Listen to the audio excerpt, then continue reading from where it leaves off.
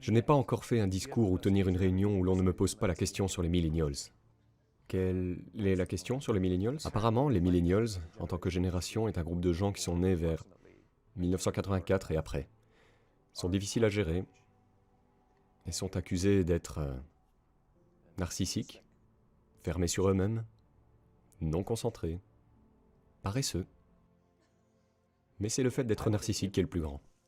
Et parce qu'ils confondent tellement le leadership, ce qui se passe, c'est que les leaders demandent aux milléniaux « Que voulez-vous » Et les milléniaux disent « Nous voulons travailler dans un endroit avec un but, j'aime ça.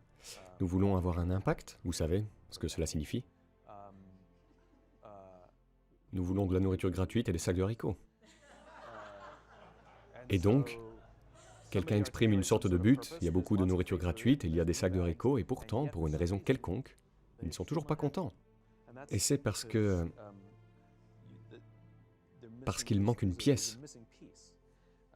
Ce que j'ai appris, c'est que je peux le décomposer en 4 morceaux. Il y a 4 choses, 4 caractéristiques. L'un est le parenting, l'autre est la technologie, le troisième est l'impatience, et le quatrième est l'environnement.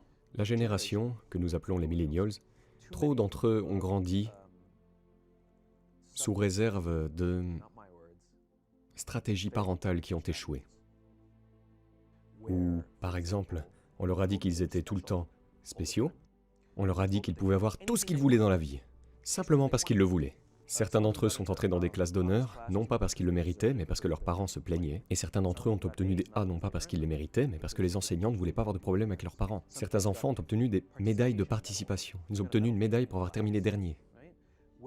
La science, nous le savons, est assez claire, c'est-à-dire qu'elle dévalorise la médaille et la récompense pour ceux qui travaillent vraiment dur. Et cela fait que la personne qui arrive en dernière position se sent gênée, parce qu'elle sait qu'elle ne l'a pas mérité. Cela fait donc qu'ils se sentent plus mal. Donc vous prenez ce groupe de personnes, et ils terminent leurs études, ils trouvent un emploi, et ils sont plongés dans le monde réel. Et en un instant, ils découvrent qu'ils ne sont pas spéciaux. Leurs mamans ne peuvent pas leur obtenir une promotion. Que vous n'obtiendrez rien quand vous êtes dernier. Et au fait, vous ne pouvez pas l'avoir simplement parce que vous le voulez. Et en un instant, toute leur image de soi est brisée. Et vous avez donc toute une génération qui grandit avec une moindre estime de soi que les générations précédentes. L'autre problème pour l'aggraver est que nous grandissons dans un monde Facebook, Instagram, en d'autres termes. Nous sommes doués pour mettre des filtres sur des choses. Nous sommes doués pour montrer aux gens que la vie est incroyable, même si je suis déprimé. Et donc, tout le monde a l'air dur, et tout le monde a l'air d'avoir tout compris, et la réalité est il y a très peu de dureté, et la plupart des gens ne l'ont pas compris. Et donc, quand les personnes les plus âgées disent « Eh bien, que devons-nous faire ?» Ils disent « C'est ce que tu dois faire !» Et ils n'en ont aucune idée. Vous avez donc une génération entière qui grandit avec une moindre estime de soi que les générations précédentes. Sans faute les concernant, n'est-ce pas? Ils ont reçu une mauvaise main. Ajoutons maintenant la technologie. Nous savons que l'engagement avec les médias sociaux et nos téléphones portables libère un produit chimique appelé dopamine. C'est pourquoi quand vous recevez un texte, vous vous sentez bien, n'est-ce pas? Donc vous savez que nous l'avons tous eu. Quand vous vous sentez un peu déprimé, un peu seul, et donc vous envoyez 10 SMS à 10 amis comme « Salut, salut, salut, salut, salut ». Parce que ça fait du bien quand tu reçois une réponse. C'est pourquoi nous comptons les likes, c'est pourquoi nous y retournons 10 fois pour voir si ça va et si mon Instagram n'a plus d'audience.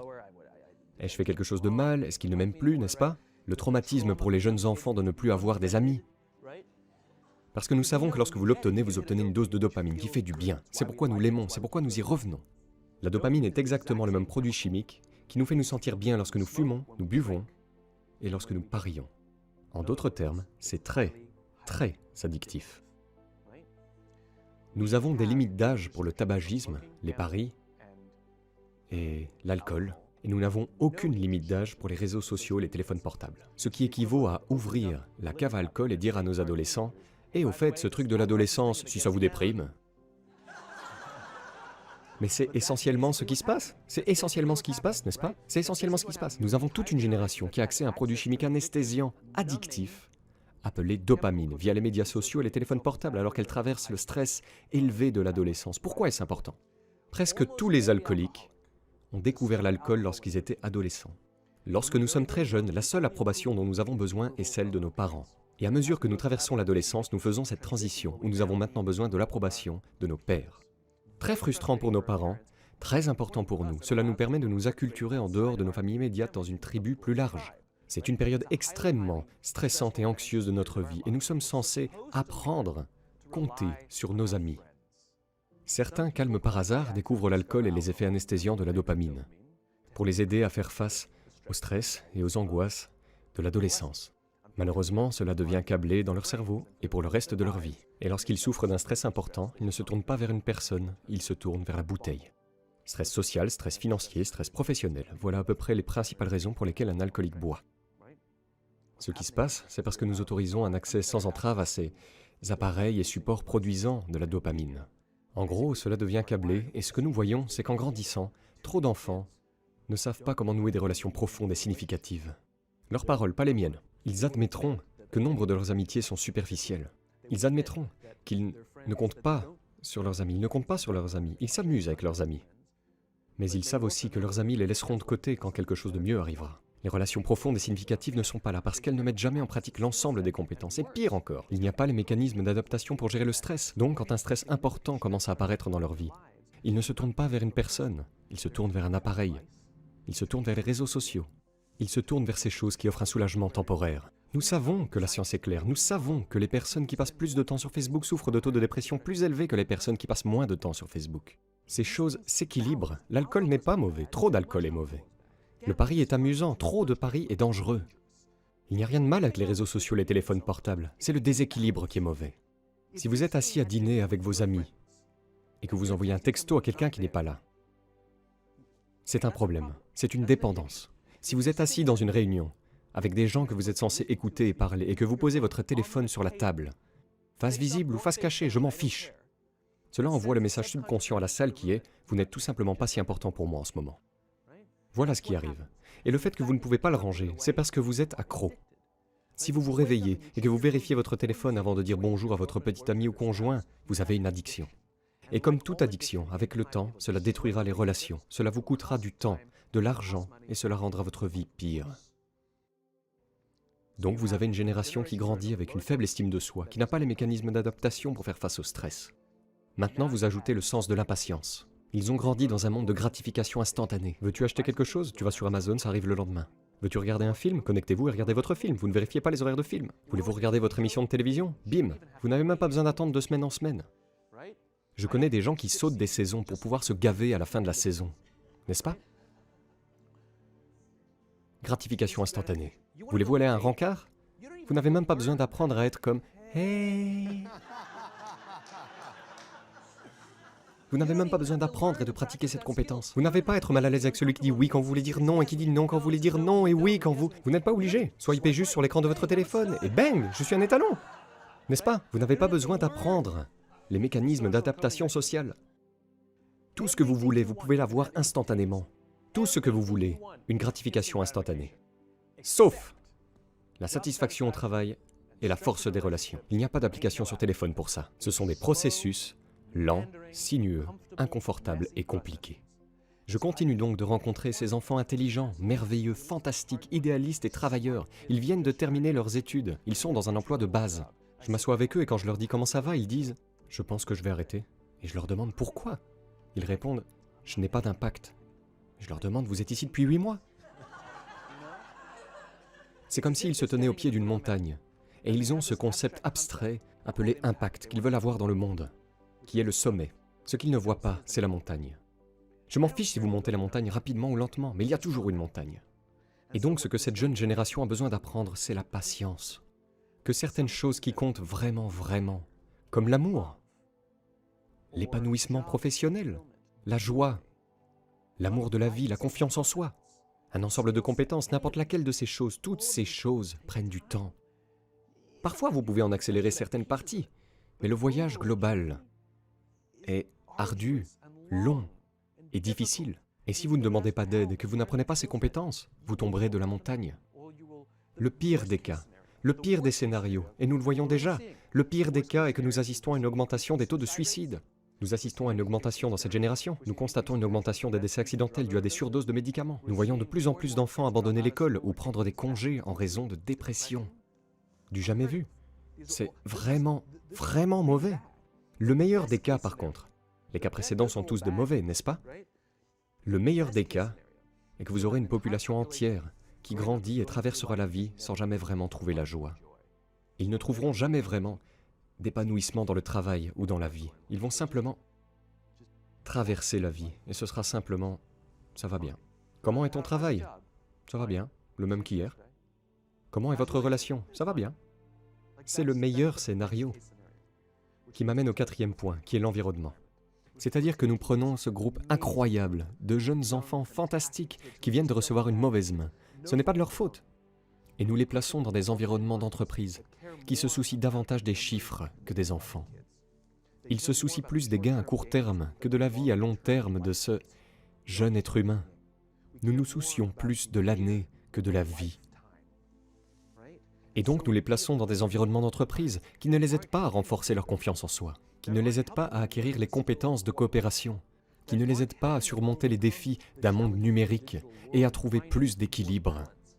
Cela ne les aide pas à surmonter le besoin d'avoir une gratification instantanée et de leur communiquer la joie, l'impact et la satisfaction que vous obtenez en travaillant dur sur quelque chose pendant longtemps et qui ne peut pas être fait en un mois ou même en un an. Et donc nous les poussons dans des environnements d'entreprise et le pire, c'est qu'ils pensent que c'est eux. Ils se blâment. Ils pensent que ce sont eux qui ne peuvent pas faire face à tout cela. Et cela ne fait qu'empirer les choses, ce n'est pas eux. Je suis ici pour leur dire, ce n'est pas eux. Ce sont les entreprises, c'est l'environnement d'entreprise, c'est le manque total de bon leadership dans notre monde d'aujourd'hui qui leur fait ressentir tout cela. Ils ont été malmenés et c'est, je déteste le dire, mais c'est la responsabilité de l'entreprise qui nous a amenés à craindre d'être nous-mêmes comme si nous n'avions pas le choix, n'est-ce pas? C'est ce que nous avons obtenu et je souhaite que la société et leurs parents fassent un meilleur travail. Ils ne l'ont pas fait. Nous les intégrons donc dans nos entreprises et nous devons maintenant prendre le relais.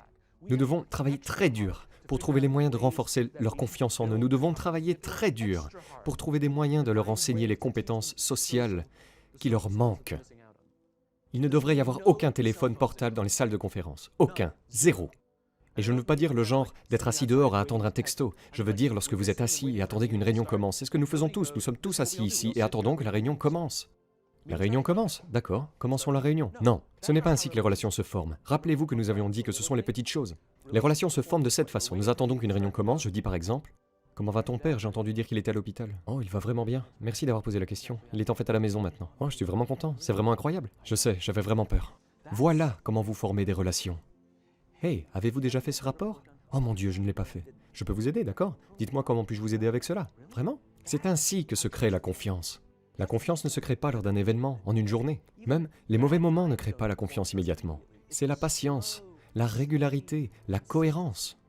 Et nous devons créer des mécanismes permettant à ces petites interactions inoffensives de se produire. Mais lorsque nous autorisons les téléphones portables dans les salles de conférence, et puis mon préféré, c'est comme quand il y a un téléphone portable là-bas et vous allez comme ça. Ça sonne et ça part. Je ne vais pas répondre à ça. Monsieur magnanime, tu sais. Quand tu es dehors pour dîner avec tes amis, je fais ça avec mes amis. Quand nous allons dîner et que nous partons ensemble, nous laissons nos téléphones portables à la maison. Qui allons-nous appeler? Peut-être que l'un de nous apportera le téléphone au cas où nous aurions besoin d'appeler un Uber ou de prendre une photo de notre pain. Vous êtes fous, allons. Je suis un idéaliste, mais je ne suis pas fou. Je veux dire que ça avait l'air vraiment bien. Nous prendrons un téléphone. Et donc, c'est comme un alcoolique. La raison pour laquelle nous retirons l'alcool de la maison est que nous ne pouvons pas faire confiance à notre volonté. Nous sommes tout simplement pas assez forts. Mais lorsque nous supprimons la tentation, cela rend les choses beaucoup plus faciles. Et donc, quand vous dites simplement de ne pas vérifier votre téléphone, les gens feront littéralement comme suit. Et quelqu'un ira aux toilettes et quelle est la première chose que nous faisons? Parce que je ne voudrais pas regarder autour du restaurant pendant 1 minute et demie. Mais si vous n'avez pas de téléphone, vous profitez simplement du monde. Et c'est là que les idées viennent. L'engagement constant et constant avec votre téléphone n'est pas là où vous avez de l'innovation et des idées. Les idées viennent quand notre cerveau se pose des questions et que vous voyez quelque chose en disant « je parie qu'ils peuvent le faire comme cela ». C'est ce qu'on appelle l'innovation. Mais nous enlevons tous ces petits moments. Et aucun de nous ne devrait recharger ses téléphones près de son lit. Nous devrions recharger nos téléphones dans les salons. Retirez la tentation. Vous vous réveillez au milieu de la nuit parce que vous ne pouvez pas dormir. Vous ne vérifierez pas votre téléphone, ce qui aggrave les choses. Mais si c'est dans le salon, vous vous détendez, c'est bon. Mais c'est mon réveil. Achetez un réveil. Il coûte 8 $. Je t'achèterai un réveil. Mais le fait est que maintenant, dans cette vie, que cela nous plaise ou non, nous n'avons pas le choix. Nous avons maintenant la responsabilité de combler le déficit.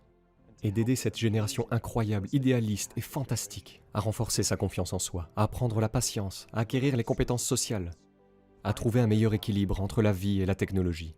Car, franchement, c'est la bonne chose à faire.